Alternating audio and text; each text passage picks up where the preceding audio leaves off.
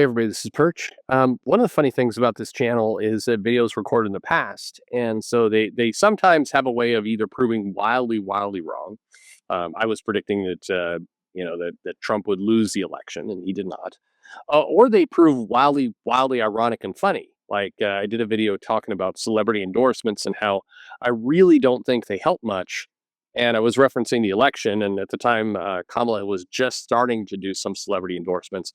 And I made the comment of like, I don't think they really do much, but at least she's not paying for them because that'd be insane if you were paying for them. I mean, it would. What message would that send? You have to pay somebody to show up, and somebody showing up going, "This election is really important. It's the end of democracy. If we let the opponent win, it's the end of democracy. By the way, I'm getting paid for this. I mean, if it's the end of democracy, you'd think they'd be paying her to do it.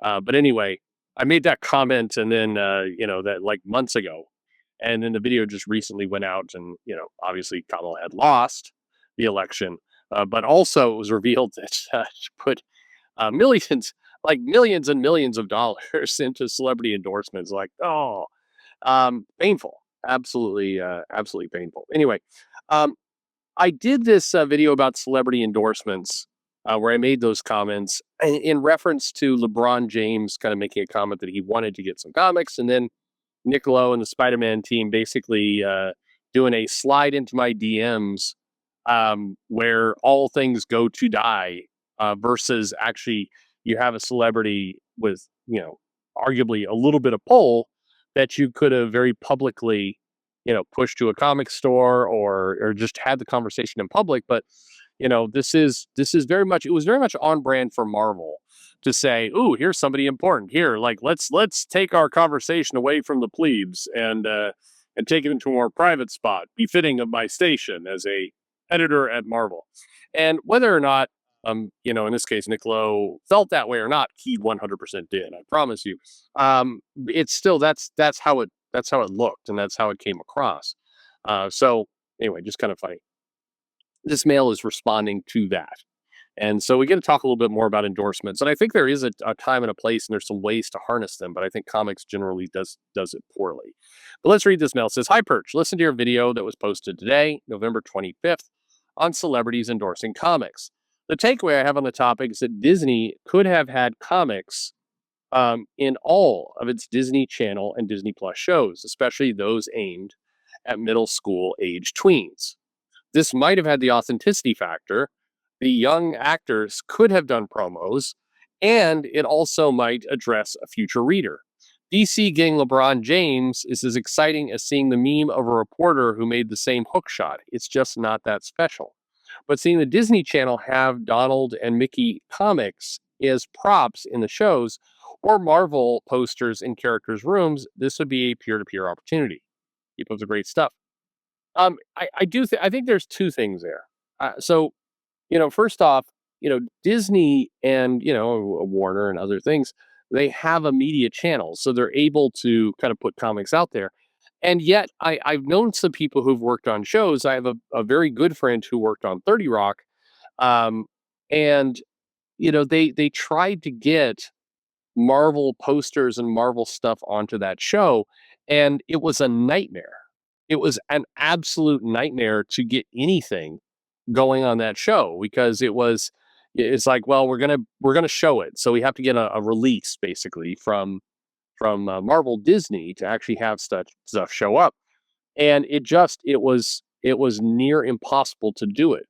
It was a lot of red tape. It wouldn't be worth it wasn't worth the friction of having to go through all the hoops to get stuff that you could show and in a lot of cases the publishers would come back with well, we'll give you a release, but you need to pay us money to do it. And it's like, again, it's backwards. You should be paying them. And this happens countless times. And again, the person I knew who worked on 30 Rock was a big fan of comics and just, tried every which way to put them into the show any way they could and could never ever get it done. It was the unwinnable goal. Um, so with Disney Plus and the Disney channels, I mean, here's a case where the company that owns the comics owns the shows, And yeah, it would be good to have some posters there or have comics there, but it would also be good just to use some of the bumper space to say, hey, here's comics. But the problem is, and I think the reason why it's never really been done is that the comics, because they're in this B to B to C model, the Disney is like, well, we can't advertise comic shops, and it's awkward for us to advertise something without telling people where to go. And in the past, they could just say, "Go get comics at your local grocery store, gas station, or wherever comics were sold." And because comics were so ubiquitous everywhere, it was easy to just say it. Now you have to say, go get comics at your local specialty comic shop. And for whatever reason, they're reluctant to do that, even though it'll be the easiest thing in the world. But you just wonder, like for the streaming shows, why in the world, like you have Vision and Scarlet Witch, right?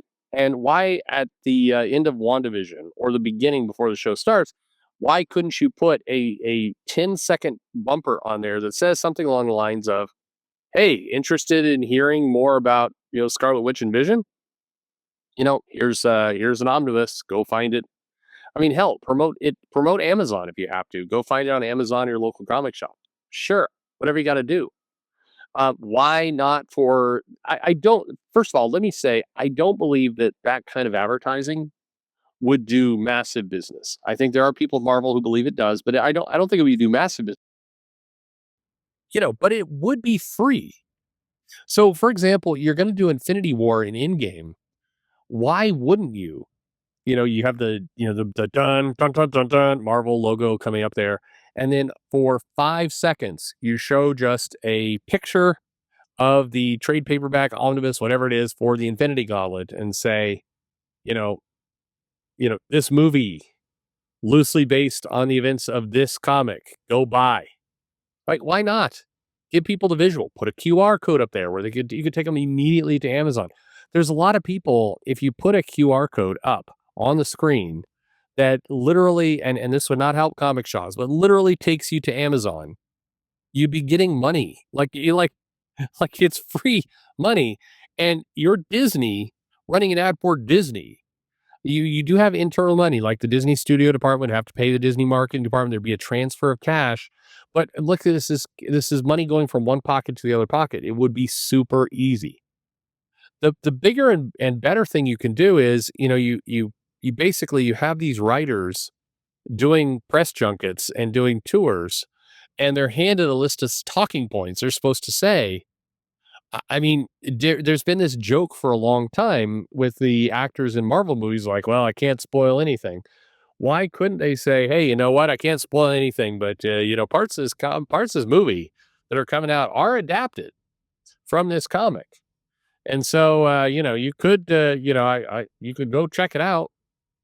Why not give them that talking point so when they're on, Colbert or like, or a show that people watch, they can actually, send some people in the direction of comics. I don't, I want to stress, I don't think any of this is massive money, but it is more organic. To your point, the person who wrote in the mail, it is a hell of a lot more organic for the age groups you're going after, for whoever it might be, to say, hey, we're here's some you're already here because you like the property. Here's something else in the property you already think you like. Go get it. Like that's really hand in hand advertising that would go a long way, and it would be valuable, and it is money. So why not do it? But this is the baffling thing about the comic business in general is that you cannot lead the horse to water, and you cannot lead the company to really obvious marketing opportunities and money when it's free. And there's a million people could do it. Like, whoever is the liaison to the Marvel Studios department or vice versa, just say, hey, you know what? For the press tour that's coming up on this new show, Agatha all along, you're going to do a bunch of interviews.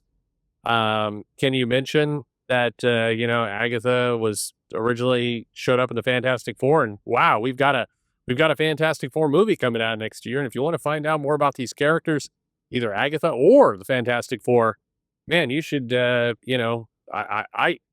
got ready by reading a bunch of comic books, and you can too. Go to Amazon and buy them. Like just give them the line. You've seen a lot of these interviews with the actors. They have no idea what the fuck to say half the time, and they're not interesting. Give them something to work with. You'd be helping out yourself and free marketing. I definitely think for a lot of these shows, I mean, here, I'll give you a better example of one that is also truly bizarre. Is there's this show on Disney Plus, Moon Girl, and you have trade paperbacks of Moon Girl out there. Moon Girl is an animated show. The comic books are animated; they're drawn. Like, why in the holy hell would you not make that connection?